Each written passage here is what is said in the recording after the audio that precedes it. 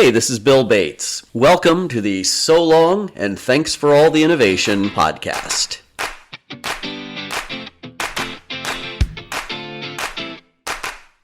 The format's going to be pretty much free form. I'm going to riff on whatever I want to talk about related to science, technology, research, Congress, universities, colleges, higher education in general. Our first podcast is going to look at the National Science Foundation budget. This year, the National Science Foundation is authorized to be funded by Congress at $16 billion. Contrast that with what the president asked for in his budget just a few weeks ago, which was $4 billion. Before we go on, let's take a step back.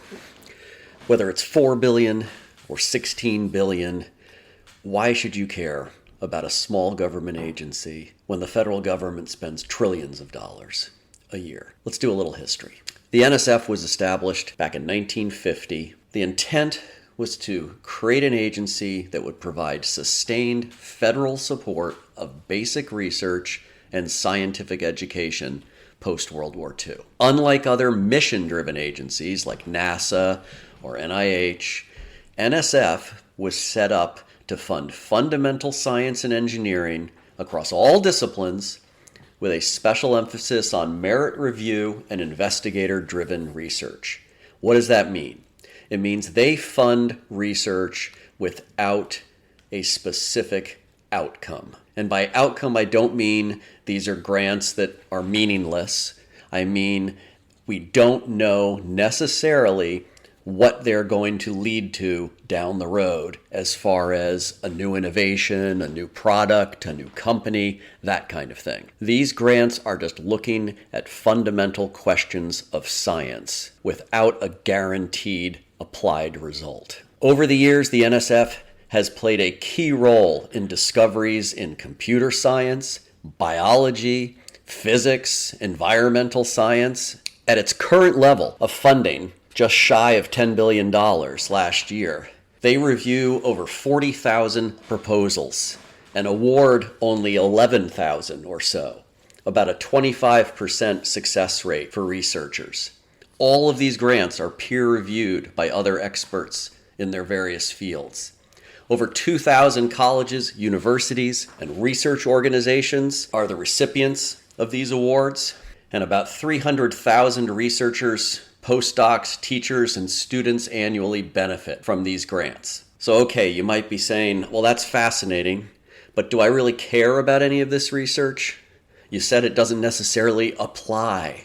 Consider this. NSF funded the very first web browser in the United States, called Mosaic. It was created by researchers at the University of Illinois, and it basically helped make the internet into what it is today. NSF previously funded NSFNet, which is the precursor to the internet backbone. So yes, you do care about the National Science Foundation. And that brings us back to the current budget conundrum, slightly over 3 years from when Congress passed a bill called the CHIPS and Science Act, in which they authorized funding of $16 billion for the National Science Foundation in 2026. And we now have the President of the United States proposing a $4 billion budget.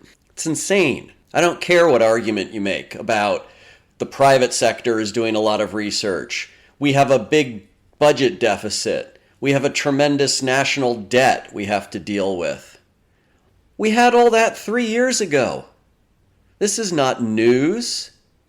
And all the reasons 3 years ago that Congress passed the CHIPS and Science Act are still there. China is still a fearsome global competitor, both from a national security perspective and an economic perspective.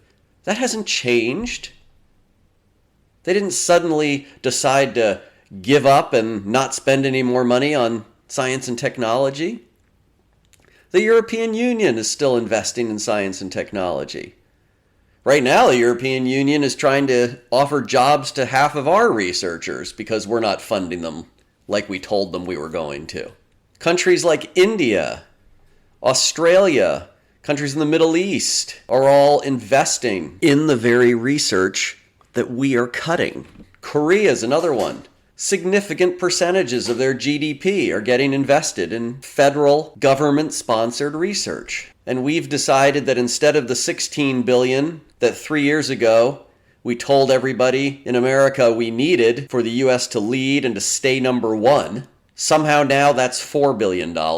And I don't think that's waste, fraud, and abuse of $12 billion. It's crazy. And I'll tell you, it's not just the National Science Foundation. It's agencies like NASA, NIST, which does a lot of the standards and quantum work, Department of Energy, where the biggest supercomputers in the world reside, are all seeing flat to reduced funding, and all significantly less than amounts that Congress itself passed as law to authorize.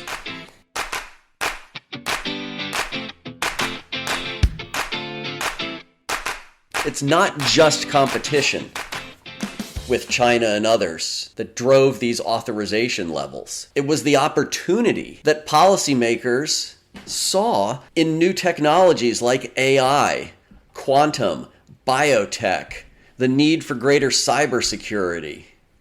These are all things we're risking leaving on the table or ceding our leadership to somebody else. And I know it might be tempting to just say, well, this is politics. You're talking about a bill that passed 3 years ago. That was Joe Biden. Now we have Donald Trump.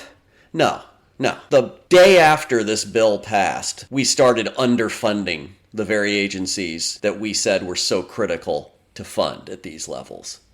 Yes, the current 2026 budget is way worse, but we were on a downward trend line from the moment this legislation passed. And this is not something that's a new phenomenon.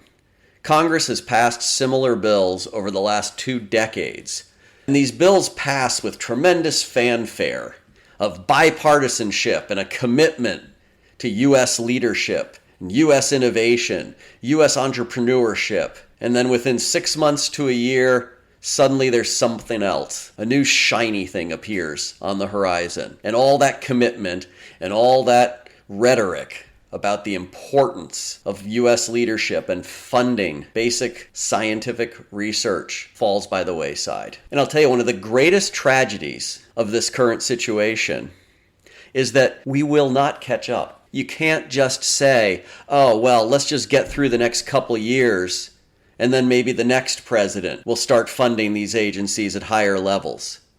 Too late. It's called an innovation gap, and you can't fill it.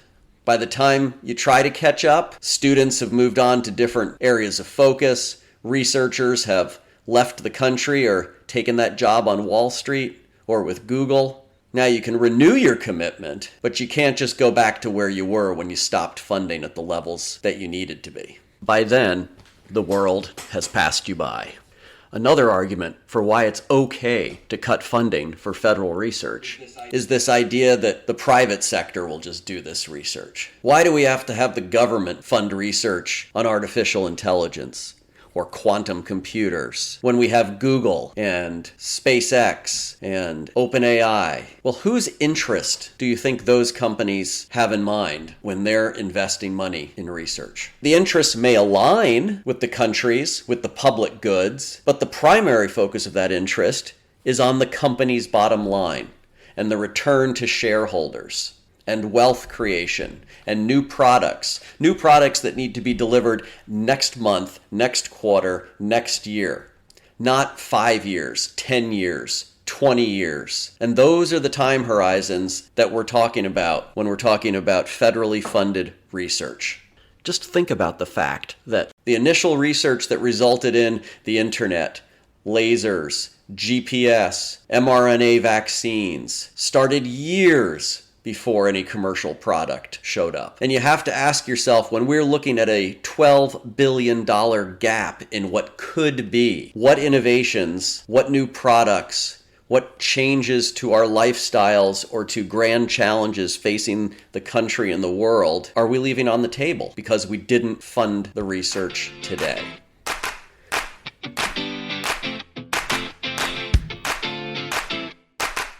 Let me wrap up this rant, and I feel like it went from a conversation to a rant. So, first podcast, apologies. I promise the next one will be more unicorns and lollipops. What about this idea that, look, we just can't afford it? We have a 30 some odd trillion dollar debt. Every year the deficit is another $1 trillion, whether it's Republicans or Democrats. Neither side seems to be able to fix that.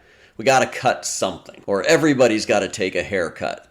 Can't just be Medicaid or food stamps.